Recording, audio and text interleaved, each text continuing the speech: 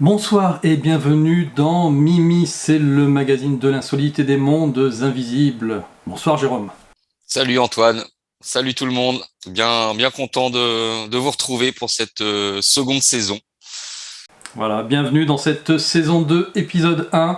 On remet les compteurs à zéro et on espère pouvoir vous faire, comme l'année dernière, au moins 44 épisodes cette année sur toutes les news insolites que on rencontrera dans l'actualité au fur et à mesure que le temps passe. J'espère que vous avez passé de super bonnes vacances. Jérôme, j'espère que tu as passé de bonnes vacances aussi. Oui, bien reposante. Voilà, on a rechargé les batteries et on est à fond. Et je pense que l'actualité va pas nous décevoir cette année, hein, comme l'année C'est dernière. ça. Je sais pas où va le monde, mais en tout cas, il y va. Et puis, eh bien, nous, on va en profiter pour essayer de trouver des petites pépites. On va commencer tranquille pour ce premier numéro, mais on va quand même vous gâter, parce qu'on en a forcément trouvé.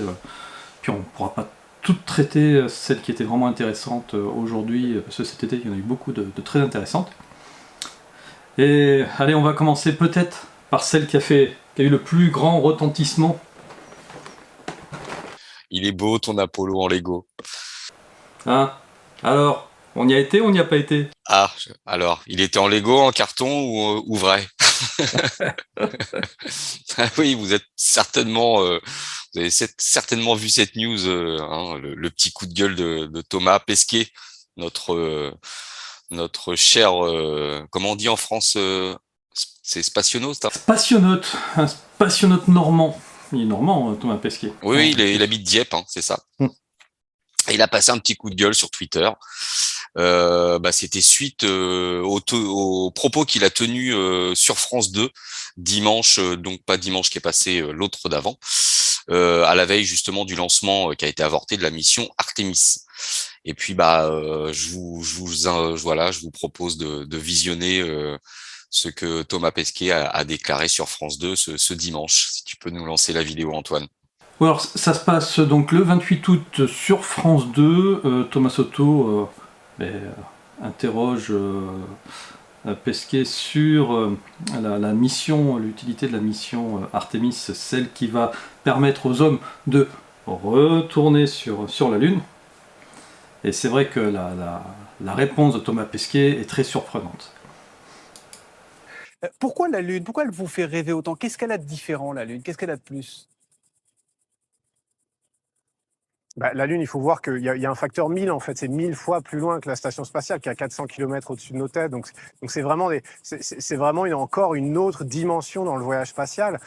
C'est comme faire du bateau sur une petite coquille de noix ou se lancer à travers l'Atlantique avec un bateau de course. Il y a vraiment un problème d'échelle qui est différent. Et d'ailleurs, on va le voir, la fusée qui est là, c'est la fusée la plus puissante du monde, hein. Elle fait presque le double en hauteur de ma première fusée à moi, qui était le Soyuz, qui fait 53 mètres. C'est déjà pas négligeable quand on s'installe en haut. Là, 98 mètres pour cette version, 113 mètres pour la version suivante.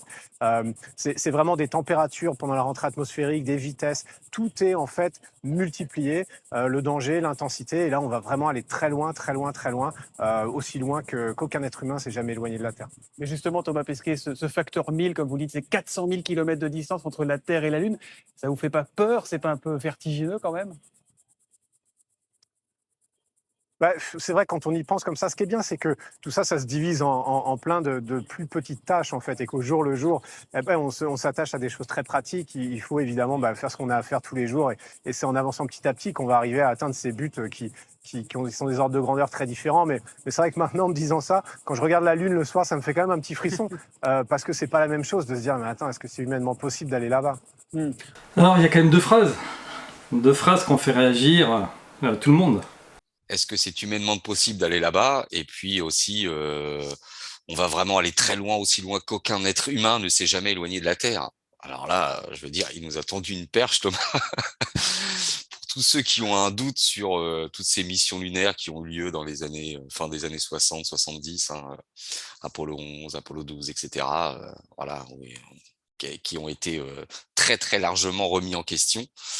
Bon bah là, il nous a tendu une sacrée perche, Thomas. Alors évidemment, tous ceux qui sont adeptes de cette fake news sur les alunisages des missions Apollo, bah évidemment tout le monde a rebondi et puis voilà, la preuve, même Thomas Pesquet le dit, hein. Alors, évidemment, Thomas Pesquet, il s'est fâché, hein. Il n'était pas content quand il a vu un petit peu toutes les personnes qui ont réagi à ce qu'il a déclaré justement sur France 2. Alors, je vais vous lire un petit peu la réponse qu'il a donnée. Il a donné ça sur Twitter, hein. Il a balancé pas mal de tweets. Alors, mais pourquoi doit-on perdre un temps précieux avec ça, une fois de plus? Bien sûr que oui, l'humain est allé sur la Lune pendant les missions Apollo, et on va y retourner. Ça m'inquiète aussi énormément de voir à quel point certains s'amusent à brouiller la vérité et d'autres se font avoir. Sérieux, posez-vous la question, qui y gagne à tout ça? Pas la NASA, non, mais les manipulateurs qui vous racontent que tout est faux. Et non, on ne va pas démonter ici que les anulissages ont bien eu lieu, parce que ça a déjà été fait des millions de fois. C'est partout sur le web, et les mecs n'écoutent pas de toute façon, ils parlent de vérité, mais choisissent des trucs qui les arrangent et ignorent le reste. Voilà. En vrai, ça me saoule d'écrire tout ça, ça ne devrait pas, et je devrais être plus patient, mais c'est rageant. Les mecs qui vous disent « on vous ment, regardez, la vérité est ici », moi, je ne vous mens pas, bien sûr, ça me paraît un peu facile. Hein, ils ont tout à y gagner et surtout, ça nie tout le vrai boulot incroyable que des milliers de gens font dans le monde pour les missions spatiales, entre autres. Elles méritent mieux que ça. Et on parle même pas des gens qui ont en plus risqué leur vie pour ces missions. Alors ça, on va en reparler, Antoine. Parce que oui, à côté, tu as ceux qui font le boulot, qui inventent, qui construisent, qui travaillent tous les jours pour mettre, par exemple, une fusée incroyablement complexe en position de remplir sa mission. C'est beau, c'est positif, c'est utile, mais c'est hyper difficile. Alors qu'il n'y a rien de plus facile pour un type que d'arriver planqué derrière son clavier et de raconter des trucs parce que ça l'arrange que vous l'écoutiez. Ça ne demande pas vraiment d'effort. Il continue. Alors en vrai, faites attention. Je sais que les mecs font en sorte que ça ait l'air vrai. Ils critiquent les vrais scientifiques, mais ils se bardent de diplômes, souvent faux, pour vous impressionner. Et voilà, si vous êtes pris là-dedans de bonne foi, ça arrive, hein, sortez de Twitter et essayez par exemple de trouver l'info dans des livres, c'est plus sûr. Bref, c'est tout sur ce sujet parce que c'est pas mon domaine, j'ai plein de boulot, on va retourner passer tout notre temps et toute notre énergie pour faire en sorte que ces trucs comme l'ISS et Artemis arrivent, parce que c'est bien pour l'humanité, n'en déplaise à certains. Rendez-vous sur la Lune dans quelques années. Voilà, les tweets un petit peu rageants de Thomas Pesquet. Alors, moi, bon, Antoine, moi je préfère tout de suite me positionner par rapport à tout ça, hein. Je sais pas ce que tu penses, Antoine, des missions lunaires. Pour ma part, j'ai toujours essayé de réfléchir en dehors de la boîte, euh, parce que de toute manière, si d'un côté vous écoutez des personnes comme voilà, qui vont être à fond avec Thomas Pesquet, hein. D'ailleurs, sur les réponses de ces tweets, hein, moi j'ai vu passer un moment dans un tweet d'un certain Assermendax, je sais pas si ça te dit quelque chose, Antoine, Non. Assermendax de la Tronchambier, qui tweetait ah ouais, je suis bien d'accord, il existe un vrai gros problème en expansion et se battre contre les impostures, les pseudosciences et idéations complotistes est un job plus important qu'il n'y paraît à première vue. Parce que lui, il passe son temps justement à essayer de démonter toutes les personnes qui pourraient essayer de penser en dehors du sérail. Voilà. Donc moi, je tiens. Alors, voilà, je sais pas pour toi, Antoine. Je ne sais pas si on est allé réellement sur la Lune. Moi, tout ce que je sais, que je me suis intéressé de près à cette histoire. Je sais qu'il y a quand même de gros soucis par rapport à ces missions lunaires, hein. D'ailleurs, il y a un super reportage qui a été fait là-dessus, que vous pouvez trouver facilement sur YouTube, qui est relayé en ce moment sur Facebook par rapport justement à ce qui se passe avec Thomas Pesquet. Et en fait, moi, voilà, j'étais tombé aussi c'était un scientifique qui expliquait ça il y a pas mal de temps. Il expliquait qu'en fait, tout autour de la Terre, de par la formation du champ magnétique qu'elle génère, il y a ce qu'on appelle, ce que les astronomes appellent la ceinture de Van Allen. Je ne sais pas si tu as déjà entendu parler de ça, Antoine. Donc, cette ceinture du nom de son découvreur, c'est une zone hautement radioactive qui englobe la Terre à une certaine distance. Et du coup, il expliquait justement dans ce petit reportage que j'avais vu que le gros souci, c'était par rapport aux missions martiennes qu'il voulait envisager dans le futur. Que pour passer cette ceinture de Van Allen, il y avait un gros problème parce que, étant donné que c'était une zone très radioactive, il fallait bien sûr équiper le vaisseau de matériaux pour pouvoir protéger justement les astronautes de cette radiation. Et donc, pour aller sur la Lune, il faut passer à travers cette ceinture de Van Allen. Et 2 fois en plus, à l'aller et au retour. Et là, on a un gros souci parce que si la fusée, hein, c'est Saturne 5, hein, je crois qu'on voyait le LEM et puis avec son module, etc. S'ils n'ont pas été justement équipés de matériaux pouvant protéger les astronautes de l'époque de cette radiation, normalement les astronautes, ils auraient dû tous mourir dans les années qui suivaient ces missions, quoi. Alors que c'était pas le cas. Et gros souci, alors quand on commence à creuser un petit peu ce sujet, on se dit on n'a qu'à regarder à ce moment-là les plans des modules lunaires, etc., pour voir comment ils étaient composés. Là, il y a un gros pépin parce que la société, alors excusez-moi, en préparant l'émission, je voulais noter le nom de la société qui a fait les plans justement des modules lunaires. Figurez-vous que la société a détruit tous les plans parce qu'elle a dit que voilà, depuis le temps, elle avait plus ni la place ni l'argent pour stocker ces centaines de mètres cubes de dossiers, donc elle a tout détruit. Donc nous n'avons plus les plans des modules du LEM. Donc on ne pourra pas savoir comment on a pu protéger les astronautes à cette époque-là, quoi. C'est ça, mais c'est fou le nombre de choses qui ont été perdues, détruites, tout ça parce qu'il manquait d'espace. Même les films, ils ont réutilisé les films pour faire des économies de bout de chandelle, alors que c'était complètement historique. Mais... Ouais, c'est ça, la NASA, tous les enregistrements télémétriques qu'ils avaient fait à l'époque sur la Lune, etc., ils ont tout détruit. Et puis c'est pareil, si on met bout à bout les grammes de pierre qui ont été ramenés de la Lune et qui ont été distribués comme ça en dons auprès d'ambassades, au niveau de certains pays, etc.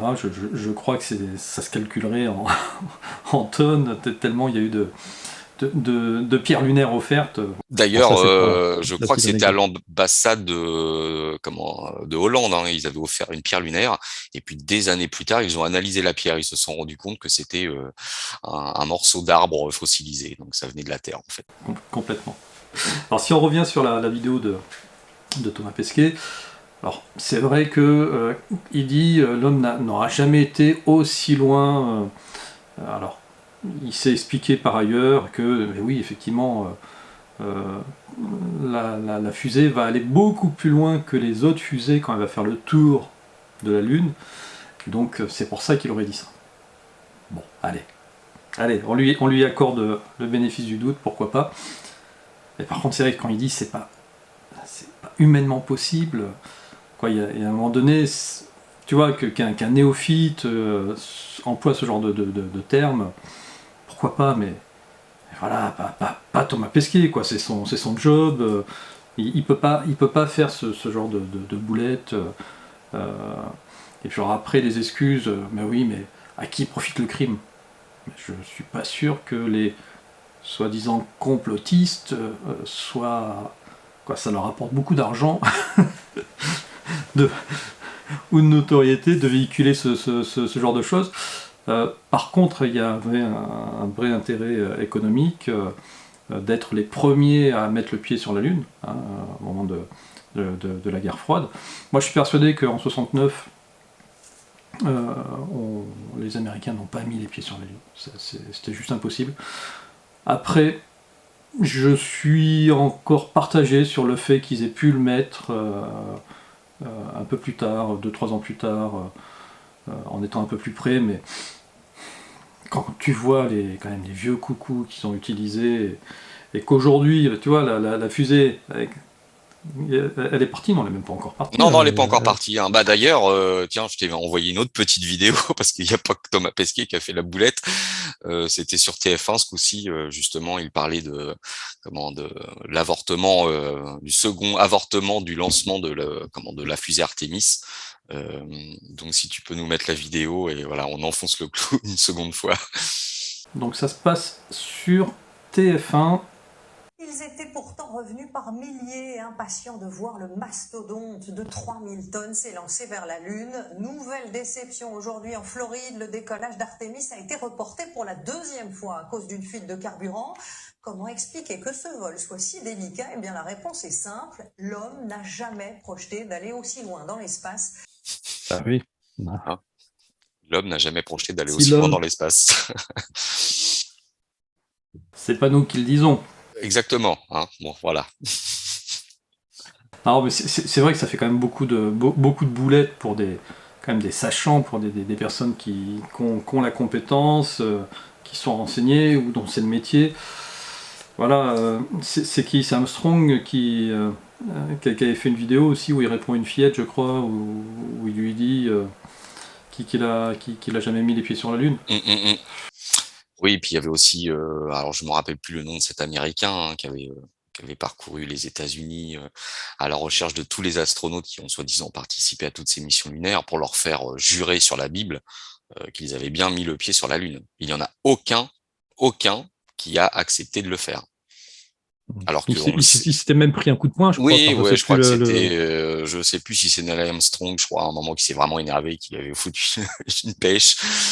Enfin voilà quoi. Je veux dire, pour faire taire la polémique, bah bien sûr, en plus là-bas c'est sacré quoi. Hein, quand on jure sur la Bible aux États-Unis, c'est vraiment quelque chose de sacré et ça aurait pu faire taire toutes les polémiques, mais il y en a aucun qui l'a fait. Donc on continue dans le questionnement. Est-ce que ces missions ont vraiment eu lieu, hein?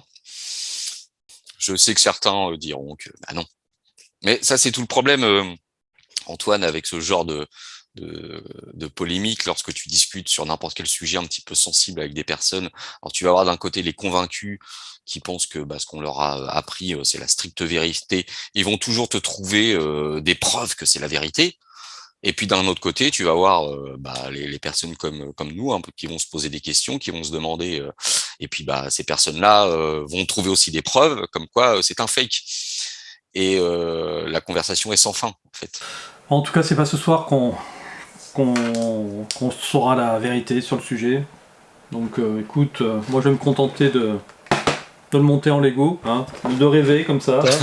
Et puis, puis peut-être qu'un jour on saura. Bon, bah écoute, je crois qu'on va rester la tête dans les étoiles et les pieds sur terre, comme d'ailleurs le disent nos amis de Nurea. Parce que j'ai trouvé quelques vidéos très surprenantes sur le plan météorologique cet été. Allez, je vais vous partager ça et tu vas me dire ce que tu en penses. Voilà, je voulais te montrer une première vidéo, Jérôme, sur ceci. Alors, qu'est-ce que c'est? Un nuage atomique? Ouais, ça ressemble beaucoup, c'est ce que j'allais dire. Après, on dirait qu'il y a un trou dans le ciel et puis que tu as tous les nuages qui tombent, qui se déversent, ou je ne sais pas. Ouais. Phénomène météorologique très surprenant. C'est ça. Et complètement naturel. C'est juste un nuage, une formation liée à des pressions, alors je sais plus si c'est des basses, des hautes, etc. Et voilà, complètement naturel. Attends, là on va le voir filmé en direct, hein, et pas que la photo. Alors, bon, elle sait pas trop comment le filmer. Hein. Comment je me mets. Mais c'est incroyable. C'est incroyable. On dirait une photo. Hein. Toi, il n'y a rien qui bouge. Toi, si elle ne bougeait pas, on aurait l'impression qu'elle est en train de filmer une toile de fond. C'est vrai que c'est fixe. Ouais. Quand tu vois ça, ça fait flipper, quoi. Ouais, ça doit faire flipper quand tu vois Honnêtement, ça. tu sors sur ton balcon, tu vois ça, tu dis oh merde, ça y est. Il y a une tornade, il y a quelque chose qui se prépare. Ouais, ou comme le début de formation de tornade, je sais pas. Ouais, c'est impressionnant. Donc ça, c'était au mois de juillet en Guyane. Allez, il y en a un autre aussi.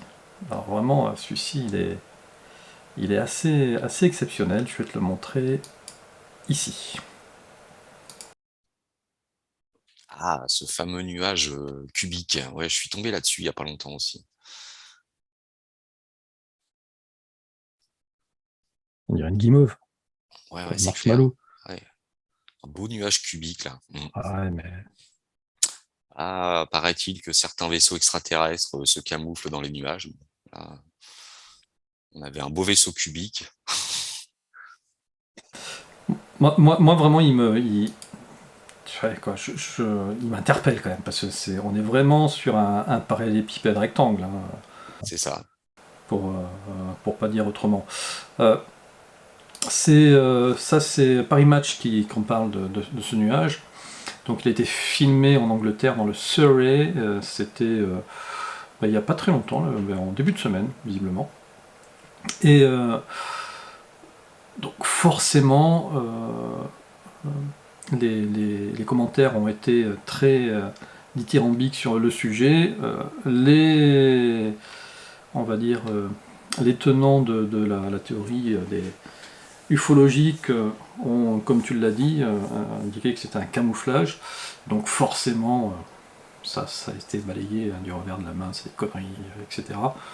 Non, ils disent que tout simplement, c'est encore une fois un phénomène complètement naturel, que ce sont les pressions qui ont mis... alors, il en faut des pressions, hein. Il y a 6 faces, hein. Des pressions comme ça, des pressions comme ça, des pressions comme ça. Oui, surtout que tout autour, on voit des nuages plus haut, en altitude, tout paraît Ouais, normal. c'est ça, c'est tout autour, tout paraît normal. Et là, ouais. Bon, je sais pas ce que t'en penses, mais allez, un petit dernier, et puis on discutera des 3 là. Celui-ci aussi, honnêtement, il est d'enfer. Regarde comme il est beau ce nuage. Ah oui, avec un bel Attends. anneau arc-en-ciel au-dessus, là. Ouais, allez, on va le voir ici. On va le mettre en plein écran. Il est d'enfer celui-là. Ah, celui-là, ouais. On s'attend à voir une licorne sortir. C'est clair. Truc féerique, tu sais. Ça, c'est... Je l'ai cherché la licorne aussi. Ah, tiens, regarde un oiseau. Bon, ouais, on explique ça comment, quoi. C'est du jamais vu. Honnêtement, alors peut-être le premier. Allez, le premier, peut-être un phénomène exceptionnel, très rare. exceptionnel, mais naturel. On connaît tous les nuages lenticulaires, etc. Effectivement, ça ressemble aussi à un début de formation de tornade. Bon, le premier, allez, on va le mettre dans la catégorie naturelle, très rare, mais naturel. Le deuxième, je sais pas, c'est... Au chamallow, celui-là, ouais, il va falloir essayer de creuser dans les archives météorologiques pour voir si on a déjà eu des nuages cubiques comme ça, quoi. Alors, s'il n'est pas naturel, qu'est-ce que ça pourrait être?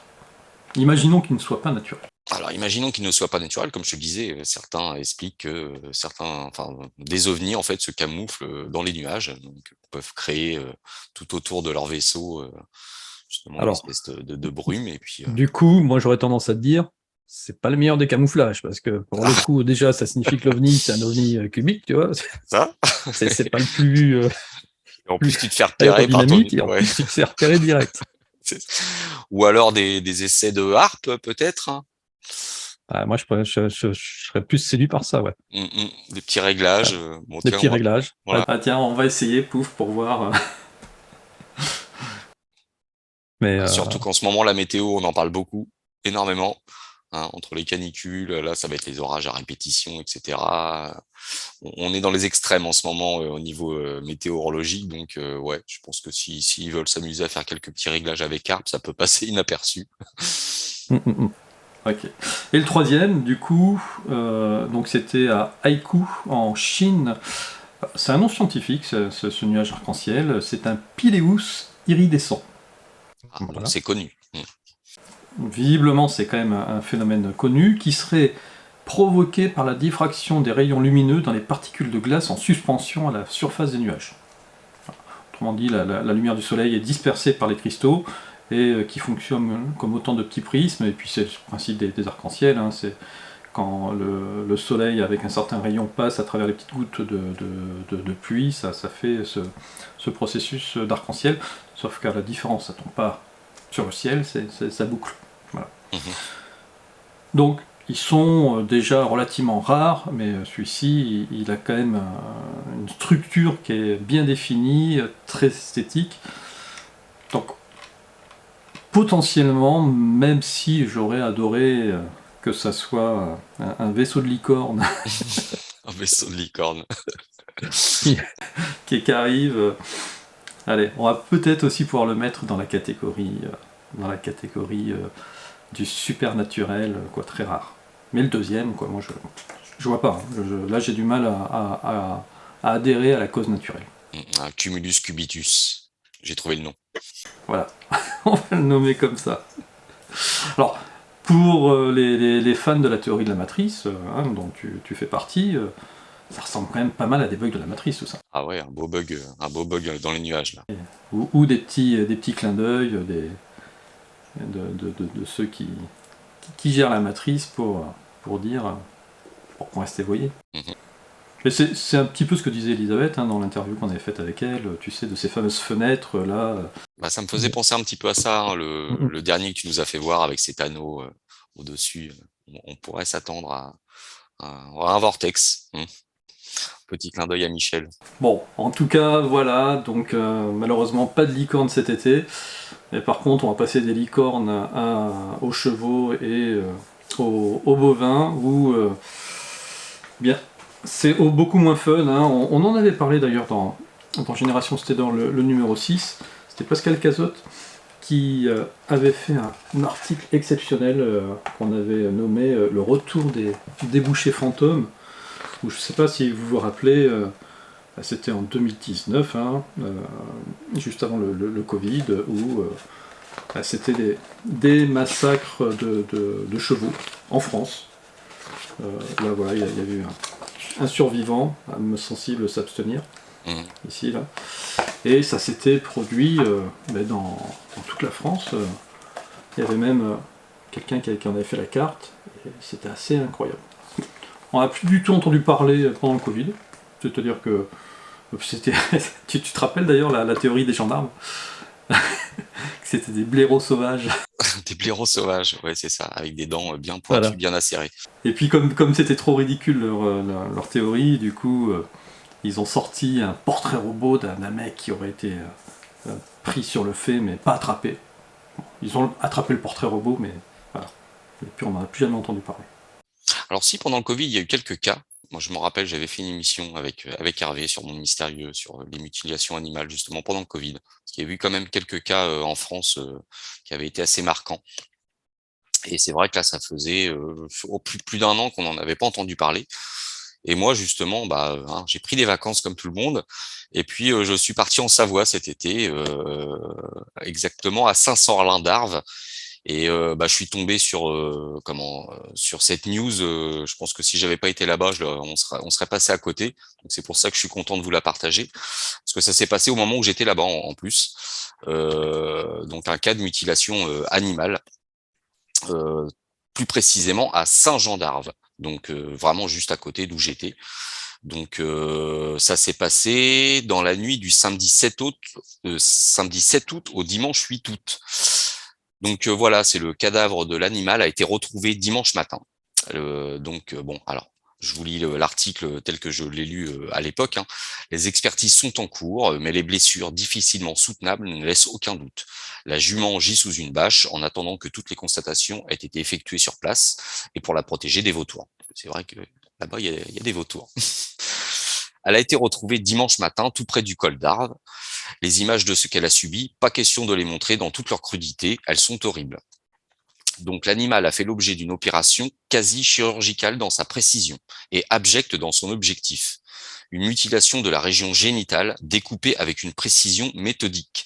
On imagine ce qu'a ressenti Jean-Luc Sibué qui a fait la terrible découverte. Cette jument, il l'avait en pension, comme beaucoup d'autres. Il pratique cette activité depuis plus de 30 ans, accueillant ainsi des équins, en plus de ceux qu'il possède, lui et sa fille. Donc, les gendarmes sont intervenus sur les lieux ce lundi après-midi. Les agents de l'Office français de la biodiversité doivent à leur tour effectuer des constatations. Selon ce qu'ils diront, une enquête pourrait être ouverte, mais la mort de l'animal ne serait passée pour naturelle, au sens où l'on ne peut attribuer les blessures à un prédateur comme le loup, par exemple.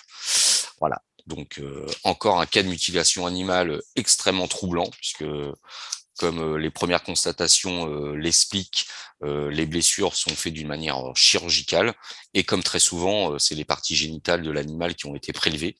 Donc ça, c'est vraiment extrêmement... on se questionne là-dessus. Pourquoi mutiler Oui, c'est ça. Et puis un prédateur comme un loup Ah oui, non, là, c'est sûr que c'est pas un loup. Hein. C'est Ça consommerait pas comme ça, tu vois, et ils font pas leur marché en disant: «Tiens, je vais manger juste une petite paire de rognons, quoi». non, non, et puis de toute manière, voilà, n'importe quel animal sauvage qui s'attaquerait justement à une jument, comme c'est le cas, voilà, on constaterait des déchirures. Enfin, vous imaginez Ah un ben loup elle se laisserait pas faire, c'est-à-dire que, déjà. Mm. pour le coup, c'est très bagarreur, autant une vache, bon, pourquoi pas, mais des chevaux, ils se laisseraient pas faire, c'est Non, hein, ils savent se servir de leurs sabots mmh, mmh, mmh. bon, bah voilà, hein, là, les premières constatations, ils voient que c'est découpé, Bah, à voilà, chaque fois, c'est le terme, hein, c'est chirurgical, chirurgical, au bistouri, quoi. Mm, mm. c'est ça. Donc, on se pose toujours des questions. Est-ce que ce sont des humains qui font ça? Parce que comme tu en parlais, Antoine, hein, c'est pas nouveau comme cas. Hein. Enfin, les cas de mutilation animale, ça fait déjà je dirais peut-être des dizaines d'années que ça existe, parce qu'il y en a eu, il y en a un petit peu partout dans le monde, hein, aux Mmh mh. États-Unis, et je pense sur d'autres continents, mais bon, les médias ne relaient pas toujours l'info. Et Ouais, je crois systématiquement, qu'aux États-Unis, ça a commencé dans les années 50, en 54, en tout cas à être vraiment, recensé en tant que tel. c'est ça. Et à chaque fois, systématiquement, il y a une enquête, soit de la gendarmerie ou d'une office quelconque, et ça n'aboutit jamais à rien. On ne trouve jamais les responsables de tout ça. Mmh. Et Donc du coup, tu avais dégoté une carte là, toi oui, aussi? voilà, cette petite carte là qui nous fait, bon, les personnes ont essayé de recenser un petit peu tous les cas de mutilation Mmh mh. animale, principalement des équidés, hein, ou des bovins en France. Et vous voyez, il y a pratiquement aucun département n'a été épargné. Hein. Et comme je vous dis, moi là, Saint-Sorlin, bon, c'est à 2000 mètres d'altitude, enfin Saint-Jean-d'Arve, faut déjà être motivé pour aller mutiler une jument dans les montagnes, quoi. Donc Mmh. qui fait ça? Ça reste toujours le grand mystère, quoi. Voilà, et puis même si c'était, allez, si on repart de l'histoire de ce portrait robot, donc il y aurait eu 2 hommes, tu vois? Ils auraient opéré sur une petite zone. Et voilà, il Ils se cantonnerait à une région, il n'irait pas ah, je sillonner toute la France, quoi. là, ce serait carrément une bande organisée, Alors qui dit bande organisée, à un moment donné, s'il y a des enquêtes, on tomberait dessus. Je veux dire, il y en mmh, a bien un qui ferait une boulette, et puis voilà, et on arrive puis comme dirait Pesquet, à qui profite le crime? exactement. Non, mais voilà, bon, moi j'ai été vraiment étonné de découvrir ce cas, surtout comme je te dis en montagne. Voilà, c'est comme je vous dis, il y a aucune région de France n'est épargnée par ce Alors, phénomène. ouais, peut-être certaines ont été un peu moins touchées, Ouais, mais mais même jusqu'en Corse, hein, tu vois? En Corse, hein, dans mmh mh. la Corse sud, il y a même eu des mutilations, donc c'est vraiment, voilà, ça peut pas être, une personne ou 2 personnes ou même un groupe de personnes ou moi voilà, je me suis un petit peu penché sur ce dossier, je sais plus ce que c'est Magali, hein, Cazotte qui avait fait cet article pour toi, je sais pas Non, c'était ce Pascal, ah Cazotte. Pascal, oh je les confonds toujours, excuse-moi. Je sais pas je me rappelle plus l'article, ce qu'ils en concluent, enfin ce qu'il en concluait à la fin de son article, mais bon. Mais on va bientôt, alors bientôt, ça sera sûrement au mois d'octobre ou novembre. Parce que tu sais, là, pendant cet été, on a enregistré quelques émissions avec Pascal où on reprend ses articles pour les mettre en ligne. Là, d'ailleurs, vous allez bientôt voir son article sur Kaspar Hauser, le mystère Kaspar Hauser. Et donc, on finira par arriver au numéro 6 et on reparlera de ces mutilations animales avec Pascal. Voilà. Donc, ça arrivera. Mais effectivement, c'est un sujet qui passionne tous les ufologues, parce que la raison la plus simple, en définitive, si on écarte donc des fameux des personnes isolées qui feraient ça, on n'y croit pas. Peut-être des sectes sataniques qui viendraient prendre des mets de choix, pourquoi pas, mais il faudrait qu'ils soient super organisés, puis comme tu as dit, il n'y en a aucun qui s'est fait gauler. Donc effectivement, là, la raison la plus simple, ce serait peut-être une intervention exogène.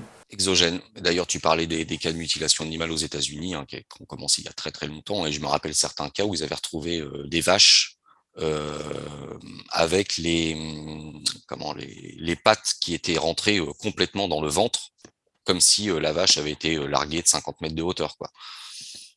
Ils avaient même retrouvé, je crois, si je dis Une pas de dans un bêtises, arbre, hein, une une dans dans un un arbre, c'est ça, ouais, complètement, en haut d'un dans un arbre. sapin. Ouais. Donc voilà, comme si elles avaient été enlevées de par le haut, on prend ce qu'on veut dessus, puis on les relâche.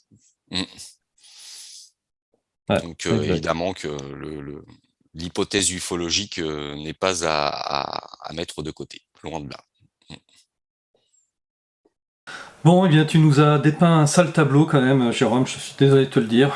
Désolé, je vous ai Bah ouais, cassé moi le je vais. moral pour la rentrée. Allez, moi je vais finir avec un beau tableau. Mhm. Ah, il est chouette celui-là. Hein. Qu'est-ce que Mm. t'en- Ah, il est chouette, hein, il est beau. Hein. Alors, je sais que tu me réserves toujours tes sujets en surprise. Je ne sais jamais ce que va nous parler Antoine dans chaque mini, mais celui-là, je suis tombé dessus aussi, Antoine. Je sais, Ah, je connais l'origine de ce tableau. tu Mm, connais l'origine de ce tableau. mm, Eh mm. oui, Et on il a en été avait parlé. conçu On en par avait une parlé. intelligence artificielle. Ouais. Parce qu'on ne pouvait pas commencer la rentrée sans parler d'intelligence artificielle. On en parle assez régulièrement. Donc, bah, c'est les Inrecuptibles. Tiens, je crois que c'est la première fois qu'on les cite dans Mimi, qui traite de ce sujet. Il y a eu un concours un concours tout simplement d'art à la Colorado State Fair et qui a décerné son premier prix à une œuvre générée par une intelligence artificielle. Voilà. Donc cette œuvre s'appelle Le Théâtre d'Opéra Spatial. Son auteur lui a donné un nom français. Et c'est Jason Allen qui a créé cette œuvre, qui est donc très, très belle. Hein, ça fait très space op. Hein, y a pas de, y a pas, on a l'impression d'être un peu dans Dune, Oui, entre Dune et Jupiter. Mm, ouais. mhm. Non, c'est vraiment très sympa. Et vous vous rappelez, dans un des mimis, on vous avait parlé euh, comment ça s'appelle, euh, de DAL-I, cette intelligence artificielle à qui on donnait des mots, on donnait des idées, des images, et puis il allait chercher comme ça des nuages d'images sur le net pour reconstituer un petit peu ce à quoi on s'attendait. Donc, vous pouviez lui raconter une petite histoire, et puis après, vous reconstituez une image à partir d'éléments de l'histoire que vous lui avez indiqué.